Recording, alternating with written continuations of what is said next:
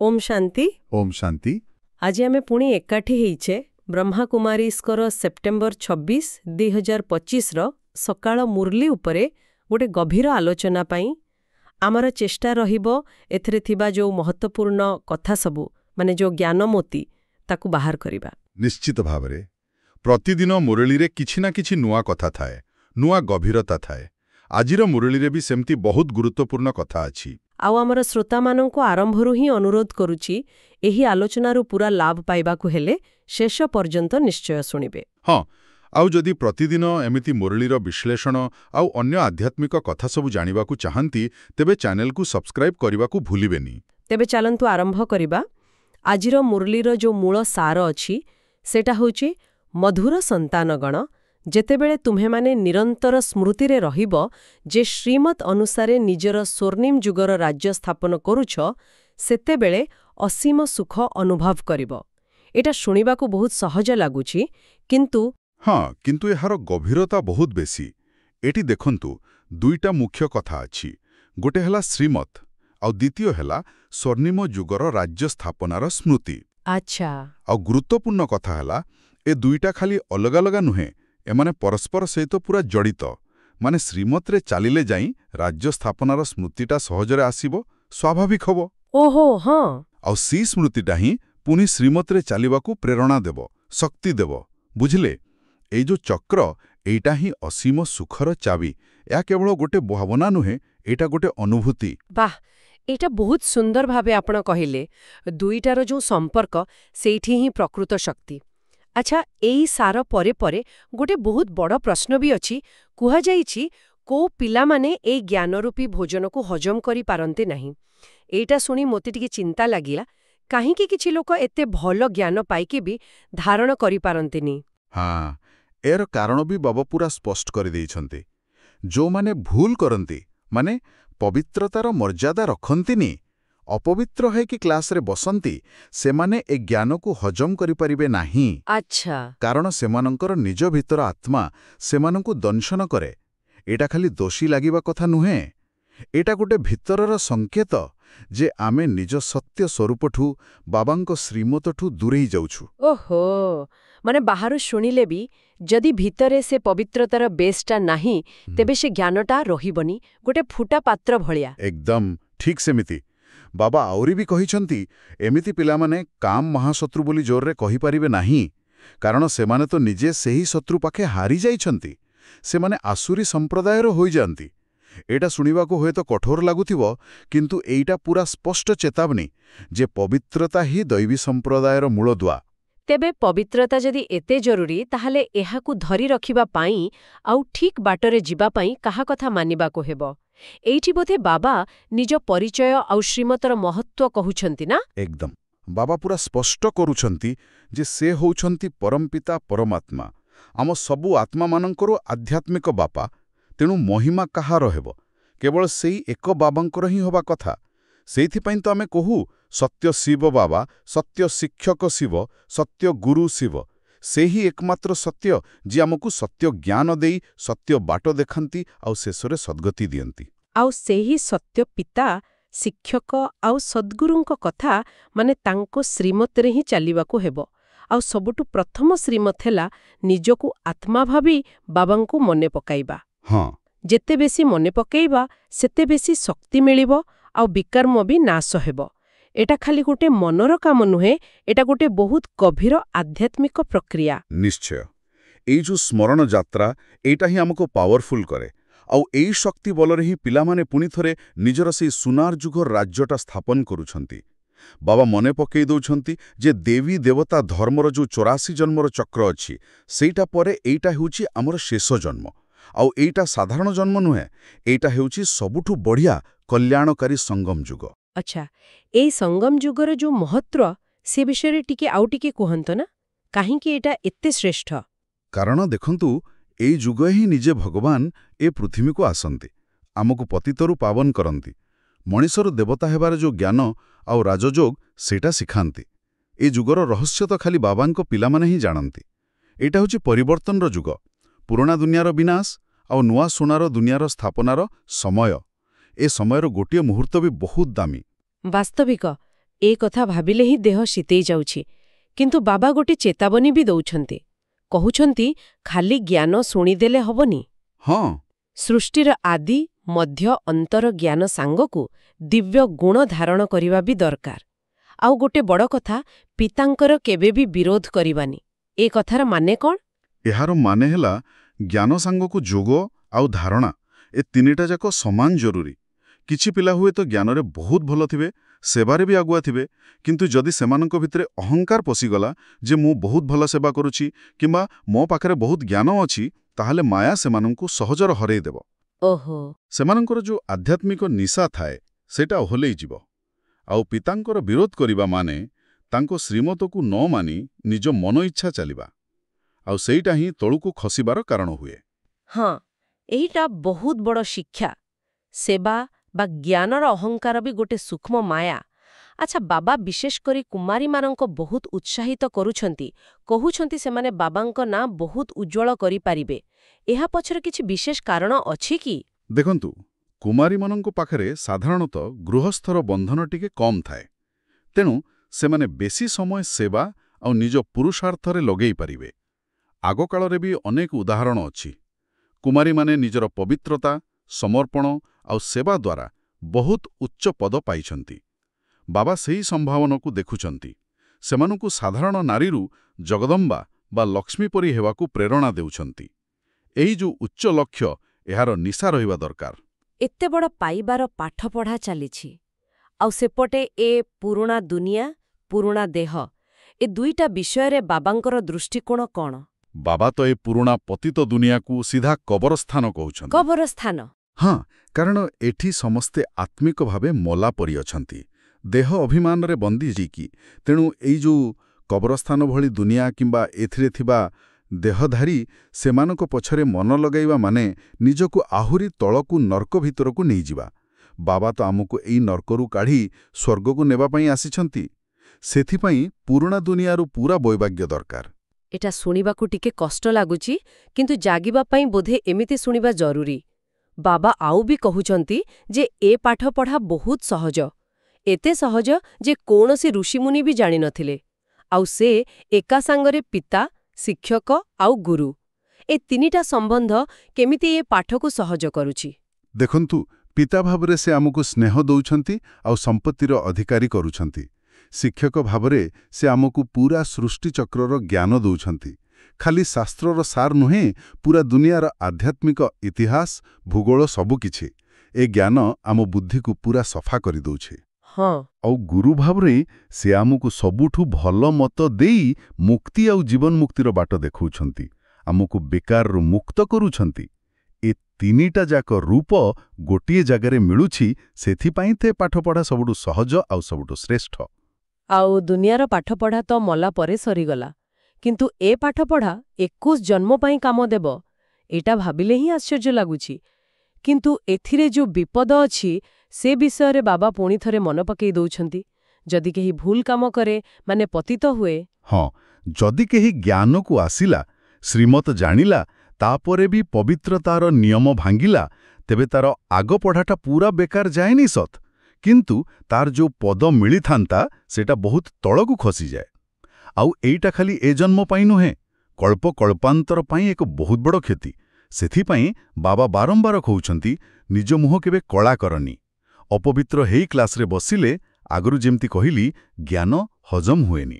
ବାବା ଆହୁରି ବି କହିଛନ୍ତି ଯେ ଏମିତି ଲୋକ ଅମୃତ ମାନେ ଜ୍ଞାନ ପିଉ ପିଉ ବିଷ ମାନେ ବିକାର ବି ପିଅନ୍ତି, ଆଉ ଫଳରେ 100% କଦାକାର ହୋଇଯାଆନ୍ତି। 100% କଦାକାର ହେବା ମାନେ କ'ଣ? ଏଟା ଟିକେ ବୁଝାଇବେ କି? ଏହାର ମାନେ ହେଲା, ଗୋଟେ ପାଟେ ଜ୍ଞାନ ଶୁଣୁଛନ୍ତି, ସେଇଟା ଅମୃତ, କିନ୍ତୁ ଆଉ ପଟେ ମନରେ, କଥାରେ ବା କାମରେ ଅପବିତ୍ରତା, ସେଇଟା ବିଷ ଚାଲୁ ରଖିଛନ୍ତି। ଏଇ ଯୋଉ ଦ୍ୱନ୍ଦ୍ୱ, ଏଇଟା ହିଁ ଆତ୍ମାକୁ ପୁରା ଦୁର୍ବଳ କରିଦିଏ। 100% କଦାକାର କହିବାର ଅର୍ଥ ହେଲା ସେମାନଙ୍କର ଯୋଉ ଆଧ୍ୟାତ୍ମିକ ସ୍ଥିତି ଆଉ ଭବିଷ୍ୟତର ପଦ, ସେଇଟା ପୁରାପୁରି ନଷ୍ଟ ହେଇଯାଏ। ଯୋଉ ସୁନ୍ଦର ଦେବତା ହେବାର ସମ୍ଭାବନା ଥିଲା, ସେଇଟା ଶେଷ। ବାବା ଯୋଉ କହୁଛନ୍ତି ନା, ହାଡ଼ଗୋଡ଼ ଚୁନା ହେଇଯାଏ, ସେଇଟା ଗୋଟେ ଆଳଙ୍କାରିକ ଭାଷା। ମାନେ ସେମାନଙ୍କର ଆତ୍ମିକ ଶକ୍ତି ପୁରା ଶେଷ। ଓହୋ, ଏଇଟା ତ ବାସ୍ତବରେ ବହୁତ ଗମ୍ଭୀର ଚେତାବନୀ। ସେଥିପାଇଁ ପବିତ୍ରତା ଉପରେ ଏତେ ଗୁରୁତ୍ୱ ଦିଆଯାଇଛି। ଏହା ଆମକୁ ମନେ ପକାଇ ଦେଉଛି ଆମର ପ୍ରକୃତ ଲକ୍ଷ୍ୟ କ'ଣ, ଆମର ଉଦ୍ଦେଶ୍ୟ କ'ଣ। ବାବା ଏ ବିଷୟରେ କ'ଣ କହୁଛନ୍ତି? ଆମର ଯୋଉ ଲକ୍ଷ୍ୟ ଆଉ ଉଦ୍ଦେଶ୍ୟ ସେଟା ସବୁବେଳେ ଆଖି ଆଗରେ ସ୍ପଷ୍ଟ ରହିବା ଦରକାର। କ'ଣ ନା ଶ୍ରୀଲକ୍ଷ୍ମୀ ଆଉ ଶ୍ରୀ ନାରାୟଣଙ୍କ ପରି ଦେବତା ପଦ ପାଇବା, ଆଉ ସ୍ୱର୍ଣ୍ଣିମ ଯୁଗର ଯୋଉ ବିଶ୍ୱମହାରାଜ ସେଠି ରାଜୁତି କରିବା। ହଁ, ସେ ରାଜ୍ୟରେ କେମିତି ଥିଲା? ଗୋଟିଏ ଦେବୀ ଦେବତା ଧର୍ମ ଥିଲା, ଗୋଟିଏ ଭାଷା ଥିଲା, ପୁରା ପବିତ୍ରତା, ଅଖଣ୍ଡ ଶାନ୍ତି ଆଉ ପ୍ରଚୁର ସମୃଦ୍ଧି ଥିଲା। ବାବା ଏବେ ସେଇ ରାଜ୍ୟର ପୁଣିଥରେ ସ୍ଥାପନା କରୁଛନ୍ତି। ଆମେ ହେଉଛୁ ସେଇ ରାଜ୍ୟର ଭବିଷ୍ୟତ ମାଲିକ। ଏଇ ସ୍ମୃତିଟା ସବୁବେଳେ ରହିବା ଦରକାର। ଆଉ ଏହି ସ୍ଥାପନା ତ ମହାବିନାଶ ପରେ ହେବ। ଶ୍ରୀକୃଷ୍ଣ ହେବେ ସ୍ୱର୍ଣ୍ଣିମ ଯୁଗର ପ୍ରଥମ ରାଜକୁମାର। ଏବେ ଏଇ ସଙ୍ଗମ ଯୁଗରେ ତ୍ରିମୂର୍ତ୍ତି ଶିବବାବାଙ୍କ ଶ୍ରୀମତରେ ଏହି ଗୋଟିଏ ଧର୍ମର ସ୍ଥାପନା କାମ ଚାଲିଛି। ଏ ଜ୍ଞାନ କେତେ ସ୍ପଷ୍ଟ!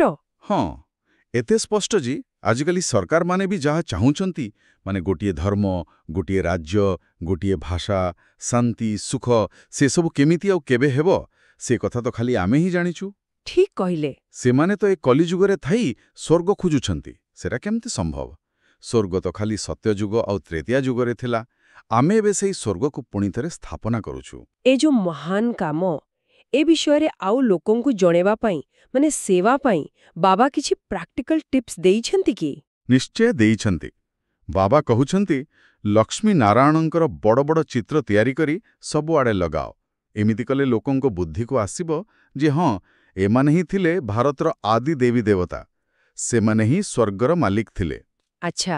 ଆଉ ସେଇ ଚିତ୍ରରେ ପୁରା ସ୍ପଷ୍ଟ ଭାବରେ ଲେଖା ହେବା ଦରକାର ଯେ ତ୍ରିମୂର୍ତ୍ତି ଶିବ ବାବାଙ୍କର ଶ୍ରୀମତ ଅନୁସାରେ ଆଦି ସନାତନ ଦେବୀ ଦେବତା ଧର୍ମ ଏବଂ ଶାନ୍ତି ଓ ସୁଖର ରାଜ୍ୟ ପୁନଃସ୍ଥାପିତ ହେଉଛି। ଆଉ ସେଥିରେ ଶିବ ବାବାଙ୍କ ପରିଚୟ ବିଷୟରେ ବି ଲେଖିବାକୁ କହିଛନ୍ତି ନା? ହଁ, ସେଇଟା ବି ଜରୁରୀ। ଲେଖାଯିବ, ଏକ ତ୍ରିମୂର୍ତ୍ତି ଶିବ ବାବା ସତ୍ୟ, ତ୍ରିମୂର୍ତ୍ତି ଶିବ ସତ୍ୟ ଶିକ୍ଷକ, ତ୍ରିମୂର୍ତ୍ତି ଶିବ ସତ୍ୟ ଗୁରୁ। ଏଠି ଦେଖନ୍ତୁ, ତ୍ରିମୂର୍ତ୍ତି ଶବ୍ଦଟା ଯୋଡ଼ିବା ବହୁତ ଦରକାର। କାହିଁକି? କାରଣ ନିରାକାର ଶିବ କେମିତି ବ୍ରହ୍ମାଙ୍କ ଦେହରେ ଆସି ଜ୍ଞାନ ଦିଅନ୍ତି, ଏ କଥା ବୁଝେଇବା ପାଇଁ ତ୍ରିମୂର୍ତ୍ତିର ଚିତ୍ର ବା ଇସାରା ଦରକାର। ନହେଲେ ଲୋକେ ବୁଝିପାରିବେନି, ଭ୍ରମରେ ପଡ଼ିଯିବେ। ବୁଝିଲି। ଆଚ୍ଛା, ଏ ଯୋଉ ସେବା କାମ, ଏଥିରେ ତ ନିଶ୍ଚୟ ବହୁତ ପିଲା ମିଳିମିଶି କାମ କରୁଥିବେ। ସେତେବେଳେ ନିଜ ଭିତରେ ଏକତା ଆଉ ସମ୍ପର୍କ କେମିତି ରହିବା କଥା, ସେ ବିଷୟରେ ବାବା କିଛି କହିଛନ୍ତି? ହଁ, ଆଉ ଏଇଟା ବହୁତ ଗୁରୁତ୍ୱପୂର୍ଣ୍ଣ ଆଉ ପ୍ରାକ୍ଟିକାଲ କଥା। ବାବା କହୁଛନ୍ତି, ସାଧାରଣ କଥାବାର୍ତ୍ତାରେ ହଉ କିମ୍ବା ସେବାର କିଛି ଆୟୋଜନରେ ହଉ, ଯଦି କୋଉଠି ମତ ଅଲଗା ହେଲା, ତାହେଲେ ମନ ଦୁଃଖ କରି ବସିଯିବା ଠିକ୍ ନୁହେଁ। ହଁ, ଏମିତି ହୁଏ। ଏଇଟା ହେଉଛି ମାୟା ପଶିବାର ଗୋଟେ ବାଟ। ସମସ୍ତଙ୍କୁ ଯୋଉଠି ଅଧିକାଂଶ ଲୋକଙ୍କର ମତ ଅଛି, ବହୁମତ, ସେଇଟାକୁ ମାନିନେବା ଶିଖିବାକୁ ପଡ଼ିବ। ମାୟା ଛୋଟ ଛୋଟ କଥାରେ ମନ ଦୁଃଖ କରେଇ ଆମ ଖୁସିଟାକୁ ଛଡ଼େଇ ନେବାକୁ ଚାହେଁ। ଏକଦମ ସତ। ଏମିତିକି ଲୋକମାନେ ଭଗବାନଙ୍କ ସାଙ୍ଗରେ ବି ମନ ଦୁଃଖ କରି ବସନ୍ତି। ଯୋଉ ବାପା ଆମକୁ ସ୍ୱର୍ଗର ଅସୀମ ସୁଖ ଦେବାକୁ ଆସିଛନ୍ତି, ତାଙ୍କୁ ନ ଜାଣିବା କିମ୍ବା ଭୁଲ ବୁଝିବା ପାଇଁ ଏମିତି ହୁଏ। କିନ୍ତୁ ଆମେ ଜ୍ଞାନୀ ଆତ୍ମାମାନେ ତ ଏମିତି କରିବାନି। ବିଲକୁଲ ନୁହେଁ। ଆମ ଭିତରେ ତ ନିଜ ଭାଗ୍ୟର ନିଶା ରହିବା ଦରକାର। ଆଉ ଖାଲି ରାମସୀତା ହେବାର ନୁହେଁ, ବରଂ ଲକ୍ଷ୍ମୀ ନାରାୟଣ ହେବାର ଉଚ୍ଚ ଲକ୍ଷ୍ୟ ରଖିବା କଥା। ଆଉ ଏଥିପାଇଁ ସାହସ ଦରକାର। କେମିତିକା ସାହସ? ସାହସ ହେଲା ଏ ପୁରୁଣା ଦୁନିଆ, ପୁରୁଣା ସମ୍ପର୍କ, ଏ ପୁରୁଣା ଦେହ, ଏସବୁର ଯୋଉ ଟାଣ ଅଛି, ସେଥିରୁ ନିଜକୁ ମୁକ୍ତ କରିବାର ସାହସ। ବାବା କହୁଛନ୍ତି, ଯଦି ଏ ପୁରୁଣା କୌଣସି ଜିନିଷରେ ମନ ଲାଗି ରହିଗଲା, ତେବେ ଶେଷବେଳକୁ ସେଇ କଥା ମନେ ପଡ଼ିବ, ଆଉ ଜନ୍ମ ଜନ୍ମ ପାଇଁ ଆମେ ନିଜର ସେଇ ଉଚ୍ଚ ପଦରୁ ବଞ୍ଚିତ ହୋଇଯିବା। ଓହୋ। ଏହାଠୁ ବଡ଼ କ୍ଷତି କ'ଣ ହୋଇପାରେ? ଯେତେବେଳେ ବାବା ନିଜେ ସ୍ୱର୍ଗର ବାଦଶାହୀ ଦଉଛନ୍ତି, ସେତେବେଳେ ନରକର କୋଉ ଗୋଟେ ଜିନିଷ ପାଇଁ ମୋହ ରଖିବା କେତେ ବଡ଼ ଭୁଲ ନା? ଏଇଟା ବାସ୍ତବରେ ଭାବିବା କଥା। ଯୋଉ ଭାରତବାସୀ ଦିନେ ପୁରା ଦୁନିଆର ମାଲିକ ଥିଲେ, ସେମାନେ ଆଜି କେମିତି ଦୁଃଖୀ, ପତିତ ହେଇ ଠକ୍କର ଖାଉଛନ୍ତି। ଏକଥା ଭାବିଲେ ନିଜକୁ ଲାଜ ଲାଗିବା କଥା ବୋଲି ବାବା କହୁଛନ୍ତି। କିନ୍ତୁ ଏକଥାକୁ କେତେଜଣ ଏତେ ଗଭୀର ଭାବେ ବୁଝୁଛନ୍ତି? ସେଇଥିପାଇଁ ତ କୁହାଯାଏ, ପୁରୁଷାର୍ଥୀମାନେ ବି ନମ୍ବର ଅନୁସାରେ ଅଛନ୍ତି। କିଛି ଲୋକ ଏବେ ବି କୁମ୍ଭକର୍ଣ୍ଣ ଭଳିଆ ଅଜ୍ଞାନ ନିଦରେ ଶୋଇ ରହିଛନ୍ତି। ସେମାନଙ୍କ ଭିତରେ ସେଇ ଖୁସିର ଅନୁଭବ ଆସୁନି ଯେ ଆରେ, ସ୍ୱୟଂ ଭଗବାନଙ୍କୁ ପଢ଼ୁଛନ୍ତି ଆଉ ପୁଣିଥରେ ସ୍ୱର୍ଗର ରାଜ୍ୟ ଦଉଛନ୍ତି। ଏହି ସମୟରେ ବାବାଙ୍କର ଆଉ ଗୋଟେ ରୂପ ମନେ ପଡ଼ୁଛି। ସେ ନିଜକୁ କହୁଛନ୍ତି କାଳର କାଳ ମହାକାଳ। ଏହାର ମାନେ କ'ଣ? ଏହାର ମାନେ ହେଲା, ବାବା ଖାଲି ସ୍ଥାପନା କରୁନାହାନ୍ତି, ସେ ସବୁ ଆତ୍ମାମାନଙ୍କୁ ଏ ଯୋଉ ଦୁଃଖମୟ ଶରୀରର ବନ୍ଧନ ଅଛି ସେଥିରୁ ମୁକ୍ତ କରି ନିଜ ସାଙ୍ଗରେ ଶାନ୍ତିଧାମ ମାନେ ମୁକ୍ତିଧାମକୁ ନେଇଯିବାକୁ ବି ଆସିଛନ୍ତି। ହଁ। ସେ ମୃତ୍ୟୁର ଯୋଉ ଭୟ ସେଥିରୁ ବି ମୁକ୍ତ କରନ୍ତି। ଆଚ୍ଛା। ଯୋଉମାନେ ଭଲରେ ପଢ଼ିବେ ସେମାନେ ଜୀବନ ମୁକ୍ତି ପାଇବେ, ଦୁନିଆର ମାଲିକ ହେବେ, ଆଉ ବାକି ସବୁ ଆତ୍ମା ନିଜ ନିଜ କର୍ମରେ ହିସାବ କିତାବ ଶେଷ କରି ମୁକ୍ତିଧାମକୁ ଫେରିଯିବେ। କେବଳ ଜଣେ ସଦ୍ଗୁରୁ ହିଁ ଏହି ସଙ୍ଗମ ଯୁଗରେ ଆସି ସମସ୍ତଙ୍କୁ ଏମିତି ସଦ୍ଗତି ଦେଇପାରନ୍ତି। ତେବେ ବାବାଙ୍କର ମୁଖ୍ୟ କାମ ହେଲା ପତିତ ଦୁନିଆକୁ ପାବନ କରିବା, ନରକକୁ ସ୍ୱର୍ଗରେ ବଦଳାଇବା, ଆଉ ଏଇଟା ପ୍ରତି 5000 ବର୍ଷରେ ଥରେ ହୁଏ। ଏଇଟା ହିଁ ସୃଷ୍ଟି ନାଟକର ନିୟମ। ହଁ, ଆଉ ଲୋକେ ଭାବନ୍ତି ଭଗବାନ ତ ସର୍ବଶକ୍ତିମାନ, ତାହେଲେ ସେ ଦୁନିଆକୁ ଏମିତି ଦୁଃଖୀ କାହିଁକି କଲେ? କିନ୍ତୁ ବାବା କହୁଛନ୍ତି, ଆରେ ତୁମେ ପତିତ ଆତ୍ମାମାନେ ହିଁ ତ ମୋତେ ଡାକିଲ, ହେ ପତିତ ପାବନ ଆସ, ଆମକୁ ପାବନ କର। ହଁ, ଠିକ୍। ତେଣୁ ମୁଁ ଆସିଛି ମୁଁ କାମ କରିବାକୁ, ସମସ୍ତଙ୍କୁ ପୁଣି ଥରେ ପାବନ କରିବାକୁ। ଏ ଯୋଉ ପବିତ୍ରତା କଥା, ବିଶେଷ କରି ଗୃହସ୍ଥ ଜୀବନରେ ରହି ପବିତ୍ରତା ପାଳିବା କଥା, ଏ ବିଷୟରେ ବାବା ଅନ୍ୟ ଆଶ୍ରମ ବା ପନ୍ଥା ସହ ତୁଳନା କରି କିଛି କହିଛନ୍ତି କି? ହଁ, ବାବା ଅରବିନ୍ଦ ଘୋଷଙ୍କ ଆଶ୍ରମର ଉଦାହରଣ ଦେଇଛନ୍ତି। କହିଛନ୍ତି ଯେ ଆଉ ଅନେକ ବାଟରେ ଗୃହସ୍ଥରେ ରହି ପୁରା ନିର୍ବିକାରୀ ବା ପବିତ୍ର ହେବା ଉପରେ ଏତେ ଜୋର ଦିଆଯାଏନି। ସେମାନେ ଭାବନ୍ତି ଏକା ସମ୍ଭବ ନୁହେଁ, କିନ୍ତୁ ବାବା ଗୋଟେ ଅଲଗା ପ୍ରକାର ଆହ୍ୱାନ ଦେଉଛନ୍ତି। କ'ଣ ସେ ଆହ୍ୱାନ? ବାବା କହୁଛନ୍ତି, ହେ ମୋର ପିଲାମାନେ, ତୁମେ ଗୃହସ୍ଥରେ ରୁହ ପଛେ, କିନ୍ତୁ କେବଳ ଏଇ ଗୋଟେ ଶେଷ ଜନ୍ମ ପାଇଁ ପୁରା ପବିତ୍ର ହୁଅ। କାରଣ ଆଗକୁ ଯୋଉ ସତ୍ୟଯୁଗ ତ୍ରେତୟାଯୁଗ ଆସିବ, ସେଠି ତ କିଛି ବି ବିକାର ବା ଅପବିତ୍ରତା ନଥିବ। ଏହା କେବଳ ଏଇ ସଙ୍ଗମ ଯୁଗର ଶେଷ ଜନ୍ମ ପାଇଁ ଗୋଟେ ପ୍ରତିଜ୍ଞା। ଏଇଟା ହିଁ ବ୍ରହ୍ମକୁମାରୀ ପାଠ ପଢ଼ାର ବିଶେଷତା ଆଉ ଶକ୍ତି। ବାସ୍ତବରେ ଏଟା ଗୋଟେ ବହୁତ ବଡ଼ କଥା, ଗୃହସ୍ଥରେ ରହି ପବିତ୍ରତା ପାଳନ। ଆଚ୍ଛା, ପୁଣି ବାବା ଚିତ୍ର ପ୍ରଦର୍ଶନୀ ଆଉ ବୁଢ଼ୀମାମାନଙ୍କର ଭୂମିକା ବିଷୟରେ କହୁଛନ୍ତି। ହଁ, ଲକ୍ଷ୍ମୀ ନାରାୟଣ ଆଉ ସୃଷ୍ଟିଚକ୍ର ବା ସିଢ଼ିର ଯୋଉ ଚିତ୍ର, ସେଗୁଡ଼ାକୁ ଜ୍ଞାନ ବୁଝେଇବା ପାଇଁ ବହୁତ ସାହାଯ୍ୟ କରେ। ବାବା କହୁଛନ୍ତି, ଏମିତିକି ଯୋଉ ବୟସ୍କ ମାତାମାନେ ଅଛନ୍ତି, ଯୋଉମାନେ ହୁଏତ ବେଶୀ ପାଠ ପଢ଼ିନାହାନ୍ତି, ସେମାନଙ୍କୁ ବି ଟ୍ରେନିଂ ଦେଇ ପ୍ରଦର୍ଶନୀରେ ବସେଇ ବୁଝେଇବା ପାଇଁ ପ୍ରସ୍ତୁତ କରିବା କଥା। ହଁ। ଏହା ପଛର ମୂଳ କଥା ହେଲା, ଯେତେବେଳେ ଆମେ ଅନ୍ୟ ଆତ୍ମାଙ୍କର ସେବା ବା ଉପକାର କରିବୁ, ସେତେବେଳେ ଆମ ନିଜର ଉପକାର ଆପେ ଆପେ ହେବ। ସେବା କଲେ ଆମର ଖୁସି ବଢ଼ିବ, ଶକ୍ତି ବଢ଼ିବ, ଆଉ ବାବାଙ୍କର ଆଶୀର୍ବାଦ ମିଳିବ। ଯିଏ ଯେତିକି କରିବ ସେ ସେତିକି ପାଇବ, ସିଧା ହିସାବ। ଅନ୍ୟର କଲ୍ୟାଣରେ ହିଁ ନିଜର କଲ୍ୟାଣ, ଏଇଟା ହିଁ ସେବାର ମୂଳମନ୍ତ୍ର। ବହୁତ ସୁନ୍ଦର। ତେବେ ଆଜିର ଏ ପୁରା ମୁରଲି ଆଲୋଚନା ପରେ ଧାରଣା ପାଇଁ ମୁଖ୍ୟ 2ଟା ପଏଣ୍ଟ କ'ଣ ରହିଲା? ପ୍ରଥମ ପଏଣ୍ଟ ହେଲା, ନିଜ ଭିତରେ ହଉ କିମ୍ବା ସବୁଠୁ ବଡ଼ କଥା ପରମପିତା ପରମାତ୍ମାଙ୍କ ସାଙ୍ଗରେ ହଉ, କେବେ ବି ମନ ଦୁଃଖ କରିବାନି। ପିତା ତ ଆମକୁ ସାନ୍ତ୍ୱନା ଦେବାକୁ ଆସିଛନ୍ତି, ଦୁଃଖରୁ ମୁକ୍ତ କରିବାକୁ ଆସିଛନ୍ତି। ତେଣୁ ଛୋଟ ଛୋଟ କଥାରେ ମନ ଖରାପ ନ କରି କେବେ ବି ପିତାଙ୍କ ଶ୍ରୀମତର ବିରୋଧ କରିବାନି, ସବୁବେଳେ ତାଙ୍କ ପାଖେ ସମର୍ପିତ ରହିବା। ଏବଂ ଦ୍ୱିତୀୟ ପଏଣ୍ଟ? ଦ୍ୱିତୀୟଟା ହେଲା, ଏ ପୁରୁଣା ଦୁନିଆ, ପୁରୁଣା ଦେହ କିମ୍ବା ପୁରୁଣା କୋଉ ବି ଜିନିଷର ଆକର୍ଷଣରେ ମନ ଲଗେଇବା ନାହିଁ। ପୁରା ବୈରାଗ୍ୟ, ସତ୍ୟ ପିତା, ସତ୍ୟ ଶିକ୍ଷକ ଆଉ ସଦ୍ଗୁରୁଙ୍କ ପ୍ରତି ପୁରା ସଚ୍ଚା ରହିବା। ସବୁବେଳେ କେବଳ ସେଇ ଏକ ବାବାଙ୍କ ଶ୍ରୀମତରେ ଚାଲିବା, ଆଉ ସବୁବେଳେ ନିଜକୁ ଆତ୍ମଭାବୀ, ଆତ୍ମ ଅଭିମାନୀ ସ୍ଥିତିରେ ରହିବା। ବାଃ, ଏ 2ଟା ପଏଣ୍ଟ ଯଦି ଆମେ ଧରି ରଖିପାରିବା, ତାହେଲେ ପୁରୁଷାର୍ଥ ବହୁତ ସହଜ ହୋଇଯିବ। ଏହାପରେ ଆସୁଛି ଆଜିର ସୁନ୍ଦର ବରଦାନ। ଆଜିର ବରଦାନଟା ବି ବହୁତ ଶକ୍ତିଶାଳୀ। ସେଟା ହେଲା, ଭାଗ୍ୟ ବିଧାତା ହୋଇ ନିଜ ତପସ୍ୱୀ ସ୍ୱରୂପ ଦ୍ୱାରା ସମସ୍ତଙ୍କୁ ପ୍ରାପ୍ତିର ଅନୁଭୂତି କରାଅ। ଭାଗ୍ୟ ବିଧାତା ହୋଇ ତପସ୍ୱୀ ସ୍ୱରୂପ ଦ୍ୱାରା ପ୍ରାପ୍ତିର ଅନୁଭୂତି କରାଇବା, ଏହାର ଗଭୀର ଅର୍ଥ କ'ଣ? ଏହାର ମାନେ ହେଲା, ଦେଖନ୍ତୁ, ଆଗେ ନିଜେ ତପସ୍ୟା କରି ଶକ୍ତି ଆଉ ଗୁଣର ଭଣ୍ଡାର ଜମା କରିବାକୁ ପଡ଼ିବ। ଯେମିତି ସୂର୍ଯ୍ୟ ପାଖରେ ଆଲୁଆ ଓ ତାପ ଅଛି ବୋଲି ସେ ବାଣ୍ଟି ପାରୁଛି, ସେମିତି ଆମେ ଆଗେ ନିଜର ଆତ୍ମିକ ଜମାଖାତାକୁ ବଢ଼େଇବା। ହଁ। ଭରିଯିବା, ସେତେବେଳେ ଆମର ଯେଉଁ ତପସ୍ୱୀ ସ୍ୱରୂପ, ଆମର ଶାନ୍ତି ଆଉ ଶକ୍ତିର ଯେଉଁ କମ୍ପନ, ଆମ ନୀରବତାର ଯେଉଁ ଶକ୍ତିର କିରଣ, ସେଥିରୁ ଆପେ ଆପେ ଅନ୍ୟ ଆତ୍ମାମାନଙ୍କୁ ଶାନ୍ତି, ସୁଖ, ଶକ୍ତି ମିଳିବାର ଅନୁଭୂତି ହେବ। ଆମେ କାହାକୁ କିଛି ଦେବାକୁ ଚେଷ୍ଟା ନ କଲେ ବି ଆମ ସ୍ଥିତି ହିଁ ସେବା କରିବ। ଏଇଟା ହିଁ ହେଲା ମାଷ୍ଟର ଭାଗ୍ୟ ବିଧାତା ହେବା। ବୁଝିଲି। ମାନେ ଆଗେ ନିଜକୁ ଭରିବା, ତାପରେ ଆପେ ଆପେ ଦାତା ହେଇଯିବା। ବହୁତ ସୁନ୍ଦର। ଆଉ ଆଜିର ସ୍ଲୋଗାନଟା ବି ସେମିତି ଗଭୀର ଅଛି।